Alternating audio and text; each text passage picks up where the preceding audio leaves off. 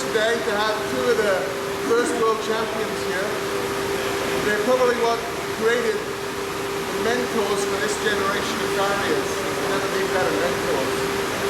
So I think, you know, to have Dave Ducket, Bob Marshall back in the forge of stone there, 30 years and 25 years is a pretty big thing. So I'd like to thank Bob and Dave for doing this demo for us.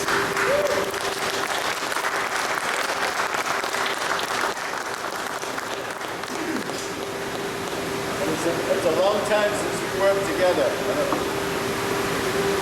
We did a demo once and it was a bit of fun. And I said, if I made the outside, will you make the inside? Yeah. We were in California and it was an aluminium wedge shoe. Well, you know, you've got to do a bit of bumping. So I put my outside up and finished my outside and then just left it for the rest of it. It's quite difficult to do. So today, he said, I'll do the outside, you do the inside. So we're going to make a caulk and wedge concave. But obviously I've got to do the wedge first. So I'm going to leave it today. We'll just...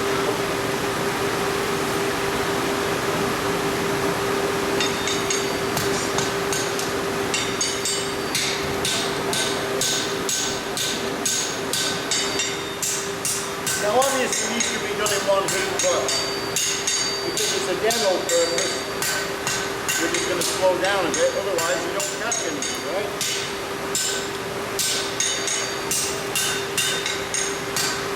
When you're hammering, simple things like this, don't look at that, because you're automatically going to lose your hammer, so it's going to do that. Look there, so your hammer follows through. Aim for the centre of the hammer.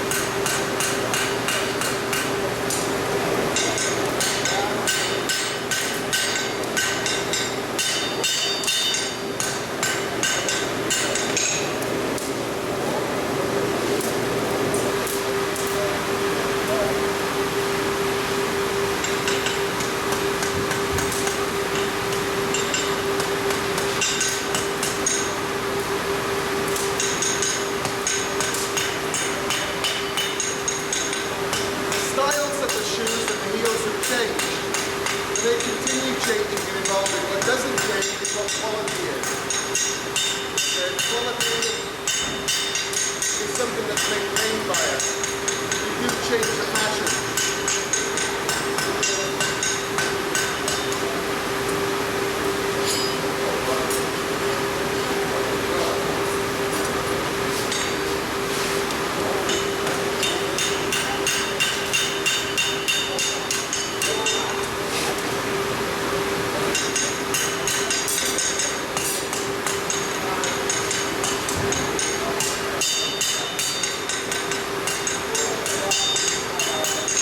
Now this whole shoe can be made in, well, I thought you were kicking on if you can do them clipped in 4 heats.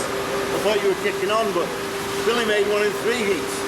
And I have it in my shop. And I tried doing it in 3 heats and it wasn't the best, but I know it can be done. So Grant's off and do it later on.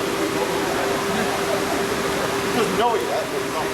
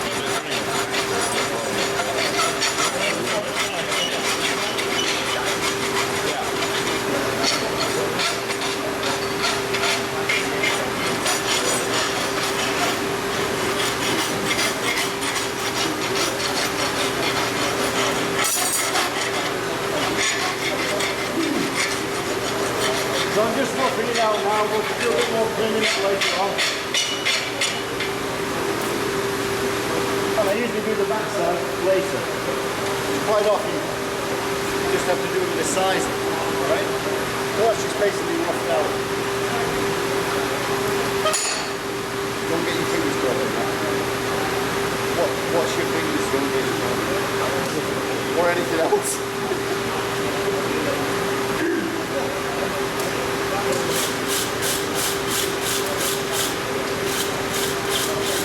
Like I said, all that's going to be finished off afterwards. I've just roughed it out. When he's done the toe end of the outside, caulk. What are we going to do? What's this now?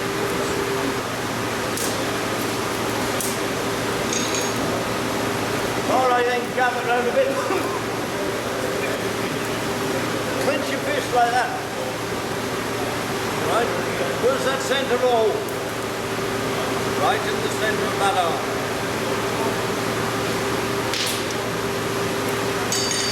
That's Wayne.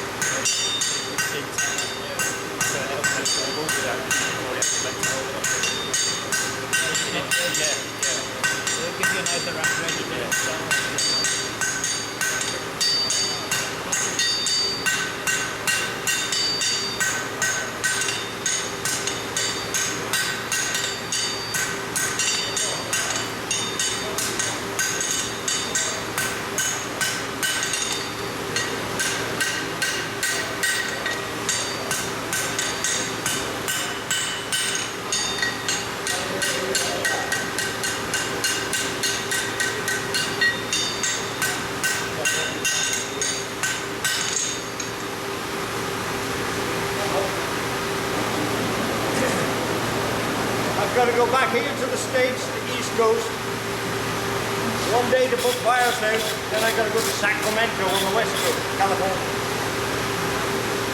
And I'm hoping that I can do that. Now at this stage of making a heel, you put your style into it. And it can be any style that you want, look, because you've got the metal down there.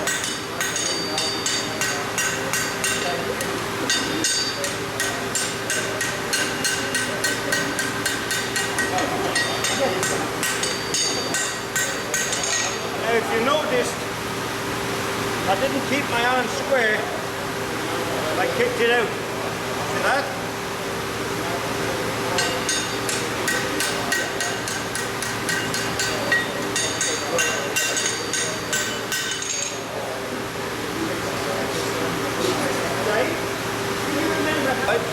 If you're running short of time and you're short of iron, the technical term is called jiggery-pokery. That means where, I'm going to tell you now, all the world champions here, right, there's not a lot between them, right? But when it comes to a level of where you can't beat them with skill, you have to wait till they make a mistake. Everybody makes mistakes. The winner is the one that has got the knowledge and the skill to get out of the corner that he got himself in. Would you agree, sir? You were the master. You were the master. All right, let's see what I'm doing.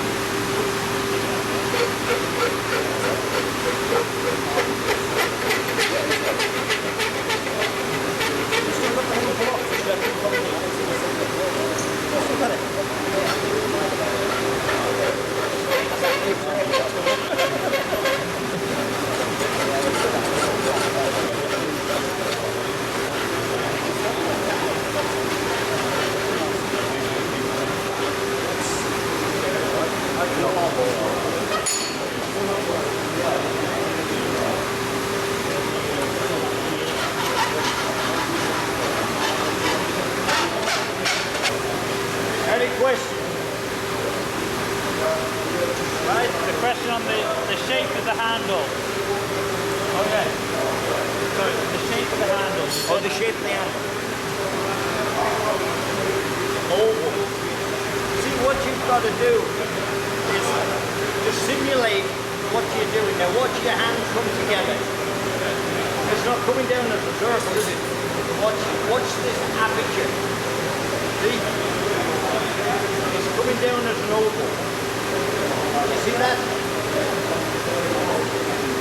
See your hand is coming as an aperture, as an oval. Then it's what it is. Good question.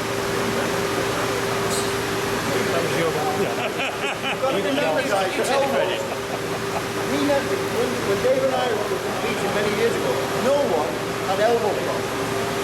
But when those angles started to get high, and I was really confident, the high angles makes your elbow come out when you're doing this. That's what messes your elbow.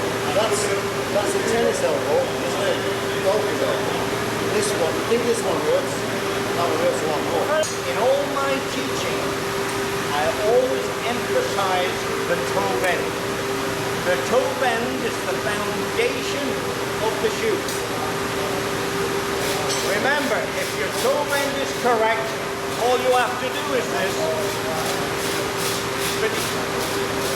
But if that toe bend is not correct, you're forevermore swinging it, pulling it, jacking it, and you're wasting time, wasting energy, right? You'll never have a good shoe.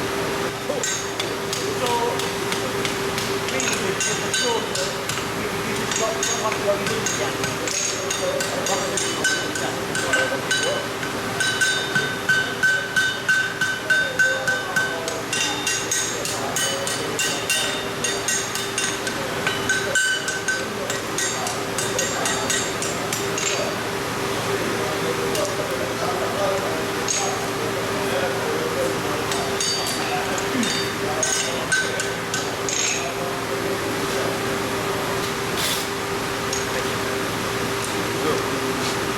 Can't see a bloody thing now.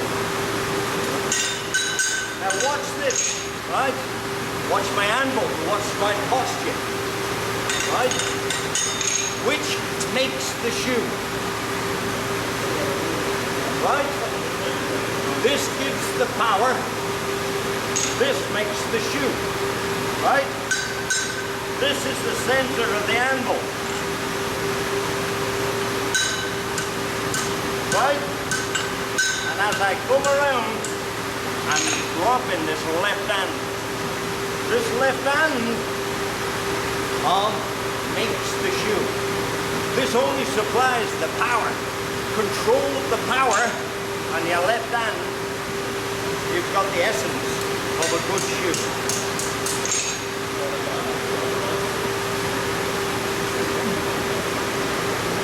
Okay? These are very, very simple elementary points, right? But they're so important. If you do not get that bend right, that first toe bend right, forget about the rest. I just had something new one day talking about also. These caulk and wedge shoes, right? If your quarters are too high, it's not going to fit. The quarters have got to be in the appropriate place. It's as simple as that. They've got to be there. Because you can't start obviously moving the quarters up and down. It's got to come straight away. If you move them up and down, you know what you're doing this. Right? The quarters have got to be in the right spot.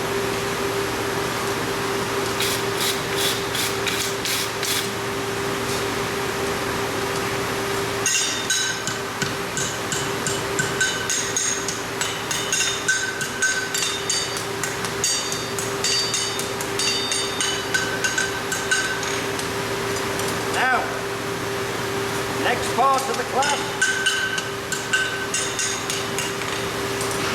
is to read your anvil. What do I mean? Read your anvil. What's the anvil got? It's got parallel lines. It's got squares. It's got roundeds, table, holes, all for a purpose. Students,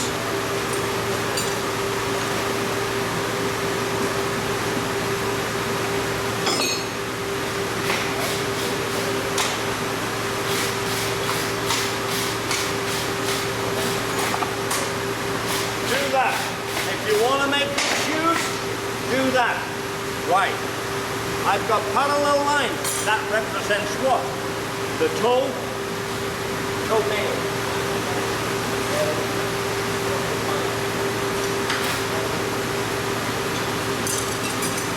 When I have my toe bent correctly,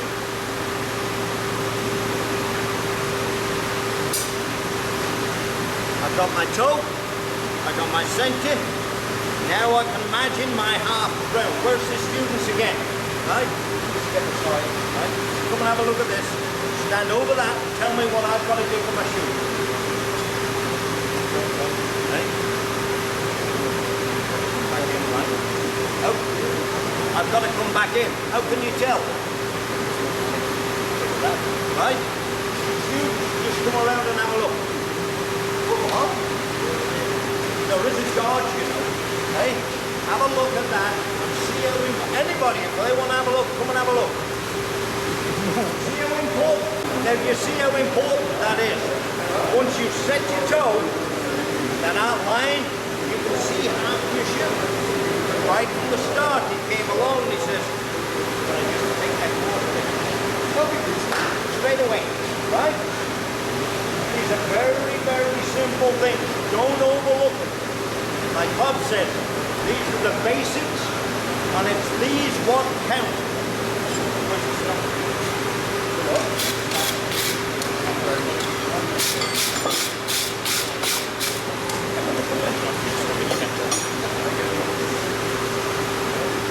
All right, just as the man ordered, give him a little tap, put him over there. Balance my shoe.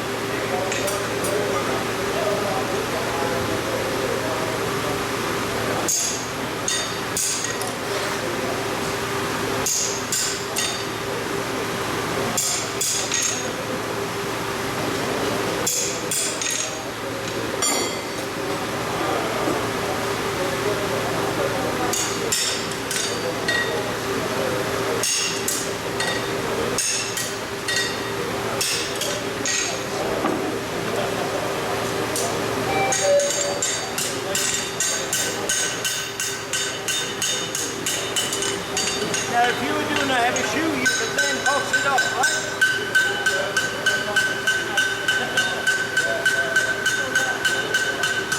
See my left hand?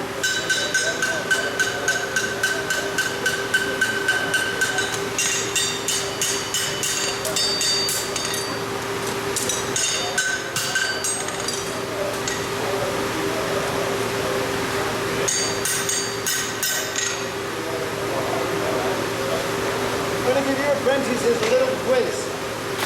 Right? If you've got the correct length of steel for the foot and it doesn't fit, there's only two things that can be wrong. What are they? Think about it. Say what? No. It's either too bent or it's too straight. You have the right length.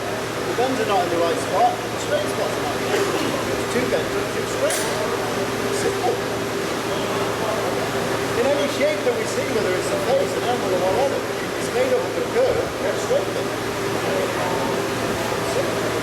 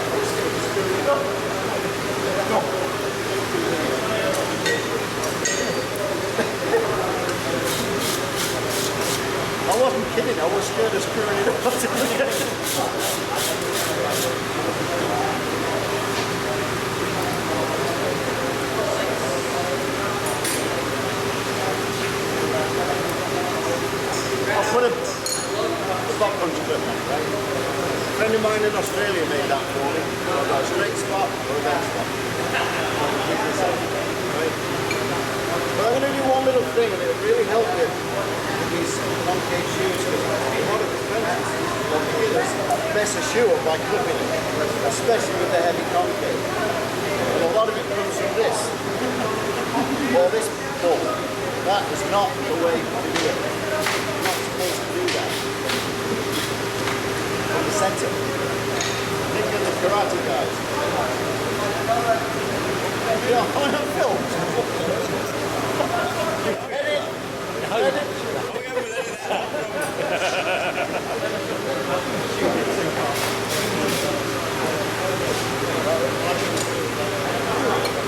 Get it between those two bolts.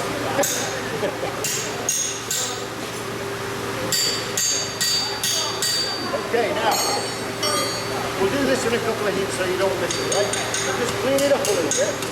Now the usual thing to do, or I see it, that is not going to happen. Pull it down. It will not happen, right? This will work, but you'll tend to straighten your branch out. You spent all this time putting it away. So get some energy. Here, I use the round side of my hammer, right? And a nice sharp edge, and I'll come along here and I just shear it down. Get a bit more heat on it, and already I've got a little wedge there. You've got more energy going there.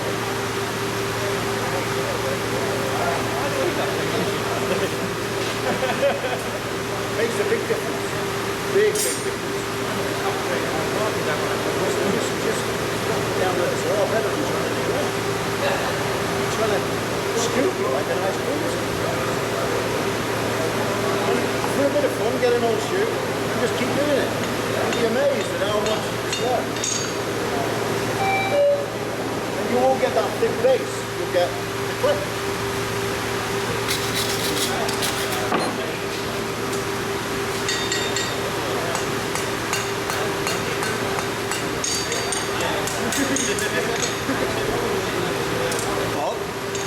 You're just using the back of your... See what, mate? You're just using the back of that round. Yeah, just because I've got a bit more central. Just push it down.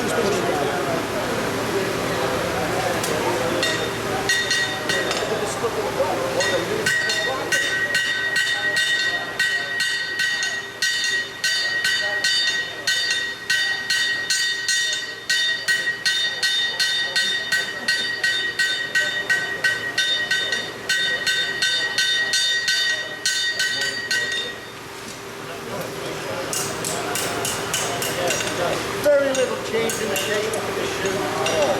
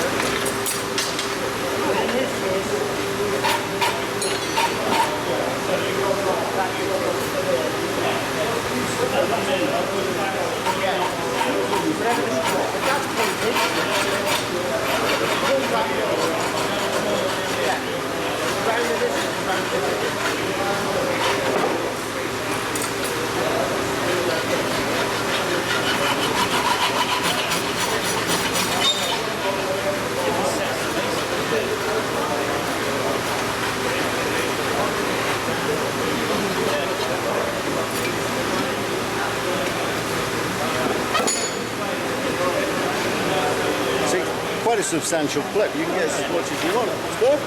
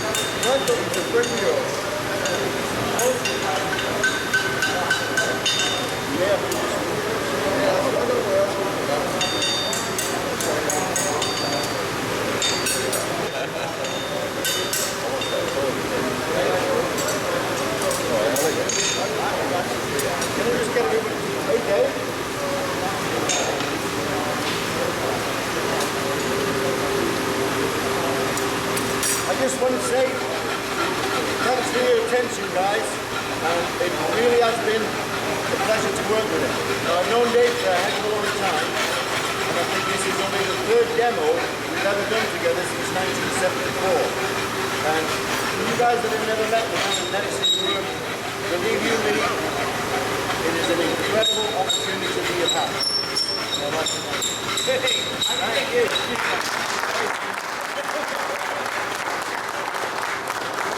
This is one of the all-time greats. This is the first world champion of all time. This guy,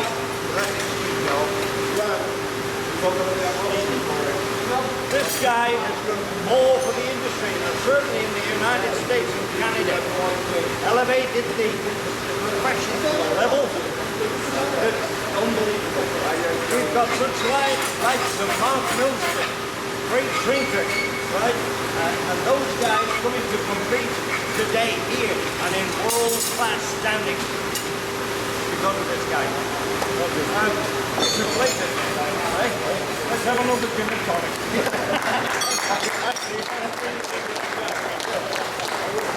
We've got the other world champions here. Where are they? One far on the shore. One far. We got one here. Come on, guys, just let's get together. Well,